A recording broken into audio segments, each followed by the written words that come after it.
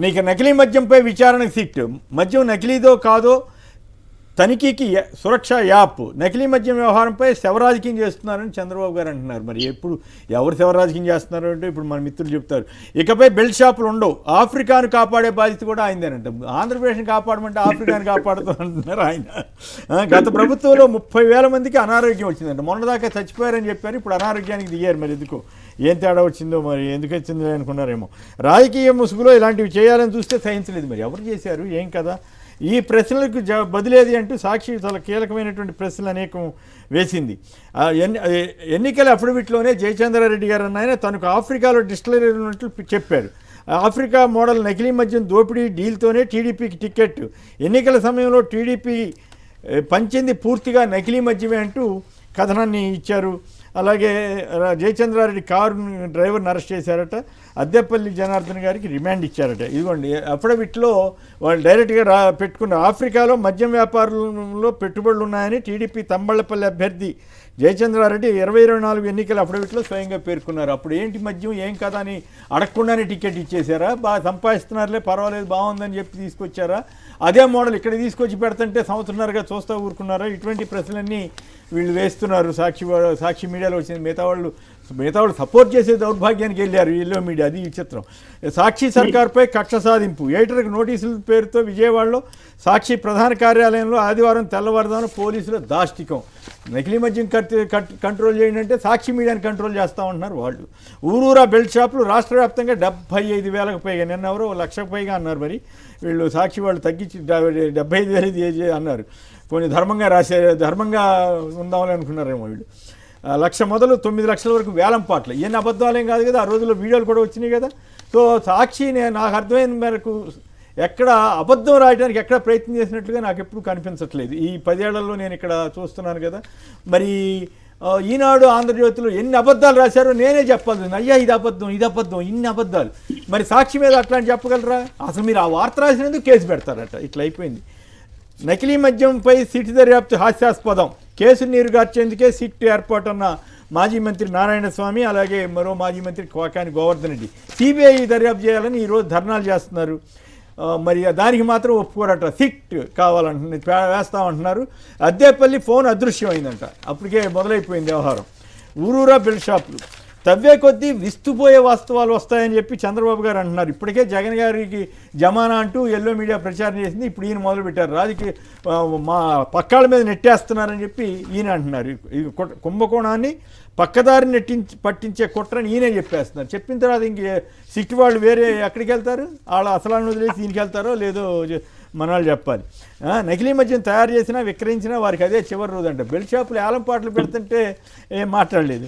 ఏమండి, నకిలీపై మద్యంపై సిట్ అది త్వరలోనే కుట్ర బయటపడుతుందన్న సీఎం అని జ్యోతి వాళ్ళు కూడా చాలా ప్రముఖంగా రాశారు. సురక్ష యాప్ వస్తుందంట. యాచకులు మరణాలన్నీ అంట అక్రమ, అసలు అవి నకిలీ మద్యం కాదని చెబుతున్నారు. మరి 30,000 మంది అప్పుడు చనిపోయినప్పుడు మాత్రం కల్తీ మద్యం అంట. నాకు శేఖర్ గారు మీరు చెప్పాలి. నా డౌట్ ఏంటంటే అప్పట్లో డిస్టిలరీల ద్వారా సరఫరా అయితేనే నాసిరకం అది ఇది అని అన్నారు కదా. ఈయన అధికారంలోకి వచ్చిన తర్వాత ఒక్క డిస్టిలరీ అయినా తనిఖీ చేయించి నిజంగా నాసిరకం వస్తుందా రావట్లేదా అని ఎందుకు ప్రయత్నం చేయలేదు? చేయకపోగా 30,000 మంది చనిపోయారు ఆ రోజుల్లోనే ఎట్లా ప్రచారం చేశారు? ఇప్పుడు డైరెక్ట్గా నకిలీ మద్యం ప్లాంట్ దొరికితే అది దాన్ని కప్పిపుచ్చడం కోసం అప్పటి సంగతులు చెప్పటం, లేదా ఇప్పుడు విష ప్రచారం చేస్తున్నారు, శవ ప్రచారం చేస్తున్నారు. ఇదిగోండి ఎల్లో మీడియా సూత్రధారి జనార్దనే వైసీపీ జమాలనే నకిలీ మద్యం. ఇంకా అన్నిటికంటే ఒక ఇంట్రెస్టింగ్ విషయం ఏంటంటే, నేను జూన్లోనే చెప్పా మా నూజివేడులో కల్తీ మద్యం అమ్ముతున్నారని. ఆంధ్రజ్యోతిలో కూడా వేశారు. అప్పుడే చర్యలు తీసుకుని ఉంటే బాగుండేది. నాకు ఫోన్లు చేసి పోస్ట్ డిలీట్ చేయమని బెదిరించారు హైకమాండ్ నుండి. ఈయనెవరో రాశారు, మణిరత్నం అంట. ఇప్పుడు వైసీపీ వాళ్ళకి మద్యం కూటమిపై వైసీపీ వాళ్ళకి కల్తీ మద్యం కేసు కూటమిపై బ్రహ్మాస్త్రమైందని ఆయన బాధపడుతున్నారు. మరి ఈ పరిస్థితిలో ఎవరికి సంబంధాలు ఉన్నట్లు, ఎవరికి లేనట్లు ముందుగా శేఖర్ గారు. సార్ 30,000 మంది మహిళలు మిస్సింగ్ అనేది అంత అబద్ధము, 30,000 మంది మరణాలు కూడా అంతే అబద్ధం సార్. దాన్ని ధృవీకరిస్తూ మన ఎన్సీఆర్బీ డేటా ఇచ్చింది సార్. ఎన్సీఆర్బీ ఏం చెప్పింది? 2023కు సంబంధించి లిక్కర్ తాగి చనిపోయిన వాళ్ళు గుండు సున్నాను సార్, ఒక్కరు కూడా లేదు. కానీ వాళ్ళు చేసిన దుష్ప్రచారం సార్ ప్రభుత్వమే నేరుగా మద్యం అమ్ముతా ఉంటే ఎక్కడ బెల్ట్ షాపులు లేవు, డిస్టిలరీ నుంచి నేరుగా ఏదైతే షాపులకు వస్తుంది, డిస్టిలరీ నుంచి నేరుగా షాపులకు వస్తుంది, క్యూఆర్ కోడ్ ప్రకారం అమ్ముతా ఉన్నారు సార్. అమ్ముతా ఉంటే నకిలీ మద్యం, కల్తీ మద్యం అని చెప్పేసి విచ్చలవిడిగా దుష్ప్రచారం చేశారు తెలుగుదేశం పార్టీతో పాటుగా ఆ రెండు పత్రికలు కూడా. కానీ నేడు డిస్టిలరీ నుంచి వెళ్తుంది సార్, ప్రాసెస్ ఎక్కడ ఆగలేదు సార్. కానీ ఇక్కడ జరిగిన కుంభకోణం ఏంటంటే సార్, ప్రైవేటు వ్యక్తుల చేతిలో షాపులు ఉన్నాయి సార్, అక్కడి నుంచి బెల్ట్ షాపులకి రవాణా అవుతా ఉంది సార్. రాష్ట్ర వ్యాప్తంగా 1,00,000కు పైగా బెల్ట్ షాపులు ఉన్నాయి సార్. ఈ ఊరు ఆ ఊరు అని లేదు సార్, ఈ వీధి ఆ వీధి అని లేదు సార్, ఆ బడ్డీ కొట్టు ఈ బడ్డీ కొట్టు అని లేదు సార్. ఆఖరికి పొద్దునే టిఫిన్ షాపుల్లో కూడా, ఏదైతే పొద్దునే నాష్టా అమ్మే షాపుల్లో కూడా మద్యంతో పాటుగా నాష్టా ఇస్తా ఉన్నారు సార్. ఎంత దుర్మార్గంగా రాష్ట్ర వ్యాప్తంగా మద్యం ఏరులై పారుతా ఉంది. కానీ మద్యం యొక్క ఆదాయం మాత్రం దక్కింది సార్, రాష్ట్రానికి రావాల్సిన ఆదాయం. ఎందుకు దక్కింది? ఇలా మొలకల చెరువులో కుటీర పరిశ్రమ పెట్టారు చూడండి సార్, ఇబ్రహీంపట్నంలో కుటీర పరిశ్రమ పెట్టారు చూడండి. ఇలా దారుణం ఏంటంటే సార్, ప్రభుత్వ పెద్దల అండ లేకుండా, పెద్దల ఆశిష్యులు లేకుండా, పెద్దలకు వాటాలు వెళ్లకుండా ఆ బాటిలు, ఆ లేబులు, ఆ క్యూఆర్ కోడ్ ఇవన్నీ ఎలా సాధ్యం?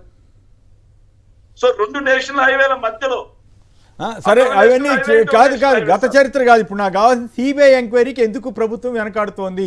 సిబిఐ ఎంక్వైరీ అయితే ఏళ్ల తరబడి పడుతుందని చెప్పి, ఇప్పుడు కేంద్రంలో ఉన్నది కూడా ఆయన ప్రభుత్వమే కదా, ఏళ్ల తరబడి పడుతుందని చెప్పి సిట్ వేయటంలో లక్ష్యం ఏమిటి? పైగా ఓ పక్కేమో జగన్ గారి జమానా అంటూ వాళ్ళు రాశారు, ఇప్పుడు గత కుట్ర ఇదంతా కూడా అని చంద్రబాబు గారు అంటున్నారు. ఇందుకు మించి భిన్నంగా సిట్ వెళ్తుందా?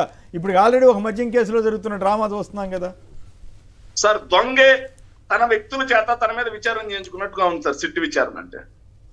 సార్ రాష్ట్ర ప్రభుత్వంలో పెద్దలే ఈ నకిలీ లిక్కర్ కుంభకోణంలో పాత్రదారులు, సూత్రధారులు, అదేవిధంగా వాటాదారులు వాళ్ళు ఈ రాష్ట్ర ప్రభుత్వం చేతే, ఈ రాష్ట్ర ప్రభుత్వ ఉద్యోగుల చేతే విచారణ చేయించుకున్నారంటే ఎంత మేరకు పారదర్శకంగా నడుస్తుంది? ఇప్పటికే అద్దేపల్లి జనార్దన్ రావు ఫోన్ అదృశ్యమైంది. ఎందుకు అదృశ్యమైంది? తెలుగుదేశం పార్టీ వాళ్ళతో ఆయన మాట్లాడిన మాటలు, వాళ్ళ మధ్య జరిగినటువంటి సంభాషణలు, చాట్లు ఇవన్నీ కూడా బహిర్గతమైతే కూటమి పార్టీలు మొత్తం కూడా పుట్టి మునగడం ఖాయం. కాబట్టి ఆయన ఫోన్ అదృశ్యం చేశారు. ఆయన్ని ముందుగానే సార్, ఇక్కడ దారుణ అంశం ఏంటంటే సార్, ఏదైతే తంబలపల్లి ఇన్ఛార్జ్ గా ఉన్నటువంటి వ్యక్తి, ఆయన ప్రమేయం లేకుండా, జయచంద్రారెడ్డి ప్రమేయం లేకుండా, అక్కడ జయచంద్రారెడ్డి అండదండలు లేకుండా అక్కడికి అద్దేపల్లి జనార్దన్ వెళ్ళేసి అక్కడ డిస్టరీ పెట్టే పరిస్థితి లేదు సార్. అలాంటి జయచంద్రారెడ్డిని A17 గా పెట్టారు సార్ ఛార్జ్ షీట్ లో. ఓ పద్ధతి ప్రకారం ఈ రోజు జయచంద్రారెడ్డిని పక్క తెప్పిస్తా ఉన్నారు. అదే పద్ధతి ప్రకారం అద్దేపల్లి జనార్దన్ రావును కూడా రేపు పక్క తెప్పించడంలో భాగంగా ఈ రోజు సిట్టు దర్యాప్తు జరుగుతుంది.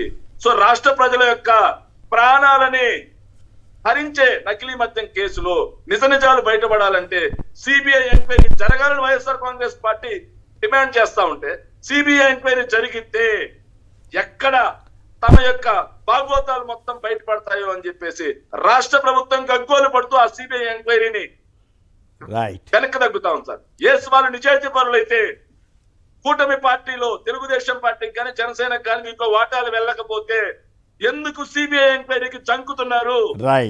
ఎందుకు సిబిఐ ఎంక్వైరీ అంటే వెనకడుగు వేసి సిట్టు దర్యాప్తు చాలు అని చెప్పేసి వాళ్ళ మీద వాళ్ళ చేతే దర్యాప్తు చేయించుకుంటున్నారు అనేది కూడా రాష్ట్ర ప్రజలకు తెలియజెప్పాల్సినటువంటి అవసరం ఉంది సార్. రైట్, ఎల్వికే గారు చెప్పండి. సిబిఐ ఎందుకు వెనకడాల్సిన అవసరం ఉంది? మీరు కావాలి, వీళ్ళకి ఎవరికి సంబంధం లేకపోతే డెఫినెట్గా ఈ అనుమాన నివృత్తి కోసమైనా సరే, ఎందుకంటే ప్రతిపక్షాలు డిమాండ్ చేస్తున్నాయి, అన్ని పార్టీల వాళ్ళు అడుగుతున్నారు. ఇది ఒక పెద్ద ఇది. రెండోది ఏంటంటే ముఖ్యమంత్రి గారి మాటల్లోనే అంటే బెల్ట్ షాపులు ఉన్నాయనేది స్పష్టంగా చెప్పారు ఆయనే. అంటే బెల్ట్ షాపులు ఎక్సైజ్ డిపార్ట్మెంట్ ఏం చేస్తుంది ఇన్ని రోజుల పాటు? మరి దాని మీద ఎవరి మీద యాక్షన్ పెట్టి తీసుకుంటే బెల్ట్ షాపులు మరి అందుకని కాబట్టి ఇవన్నీ జరిగిన తర్వాత సార్ ఎల్వికే గారు ఒక్క నిమిషం, సారీ సార్ డిస్టర్, మీరు ఎక్సైజ్ శాఖ ఏం చేస్తుంది అన్నారు సార్.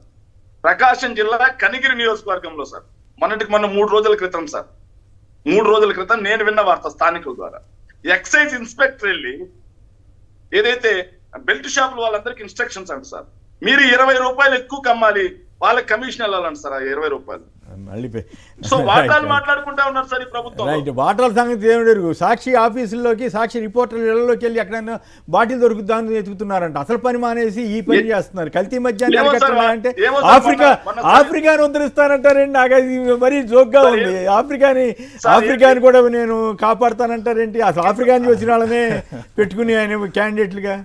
సార్ ఇక్కడ ఈ విషయంలో నిజానికి ప్రభుత్వం తన చిత్తశుద్ధిని చెప్పడానికైనా సరే సిబిఐకి అంగీకరించాలి. సిబిఐ విచారణ చేస్తాము. ఇప్పుడు జగన్ గారి గతంలో ఏ కేసు వచ్చినా మీ ఇష్టం, సిబిఐ ఎంక్వైరీ చేసుకోండి. దేవాలయం అక్కడ రాధం కాల్చారా, సిబిఐ ఎంక్వైరీ అన్ని. అంటే అది ఒక ఇప్పుడైనా ప్రభుత్వంలో ఆ ప్రభుత్వంలో ఉండే అధికారులు ఒత్తిడికి లొంగిపోతారేమో అనేటువంటి భయం ఎప్పటి నుంచో ఉంది. ఎందుకంటే లేదా మన పోలీసులకు చాలా మంచి పేరు ఉంది, అద్భుతంగా ఇన్వెస్టిగేట్ చేయగలరు. కానీ వాళ్ళు చేయనియరు అనేది జరుగుతున్న అనుమానం వల్ల రెడ్ బుక్ అనేది ఒకటి కొత్తగా వచ్చింది కదా.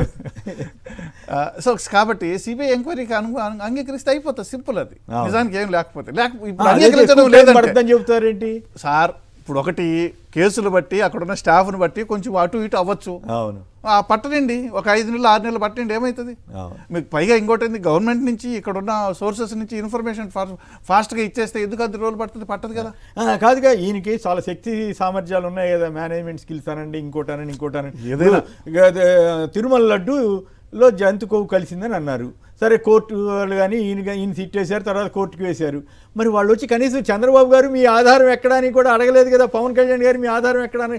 అంత శక్తి సిబిఐ ఉన్నా కూడా ఆయనకి ఆ ఇబ్బంది ఏమి రాదు కదా. ఎందుకు సిబిఐకి భయపడుతున్నారు సార్? తిరుమల లడ్డు అనేది ఒక పెద్ద ప్రహసనంగా నడిపి ఎదుటి వాళ్ళని వ్యక్తిత్వ హననానికి సంబంధించినటువంటి వ్యవహారం అది తేటతలం అయిపోయింది. ఇంకా దాన్ని ఎవరైనా ఏం చేస్తున్నారు? ఎందుకంటే సాక్షాత్తు ముఖ్యమంత్రి స్థాయిలో ఉండేవాళ్ళు ఇంకొకరు ఇటువంటి మాట్లాడటం అనేది ఒక దుర్మార్గమైనటువంటి వ్యవహారం. ఇప్పుడు కూడా అదే ఉంటుంది. ఎందుకంటే అవతల వాళ్ళు చేశారు, వాళ్ళ నుంచి ఇంకో మా మీద వేస్తున్నారు అనేటువంటి మాట కనిపిస్తున్నాయి అక్కడ. అందుకనే సిబిఐ ఎంక్వైరీ అనేది చిత్తశుద్ధి పారదర్శకంగా నడుస్తుంది ఉంటే వేసేయాలి. లేకపోతే ఎంత గొప్ప ఐపీఎస్ ఆఫీసర్లు పెట్టామన్నా కూడా చివరికి వీళ్ళు ఏం చెప్తే అదే రాస్తారనేది జనరల్. ఆల్రెడీ ఈనాడు ఆంధ్రప్రదేశ్ అదే పనిలో ఉన్నాయి కదా, రోజు 10 రోజుల నుంచి రాస్తున్నారు. ఎంత వ్యూహాత్మకంగానే వాళ్ళని ఇన్వెస్టిగేట్ చేయనీరు, మనమే చేస్తాం, మనం వాళ్ళని చెప్పాలి. అది సమస్య.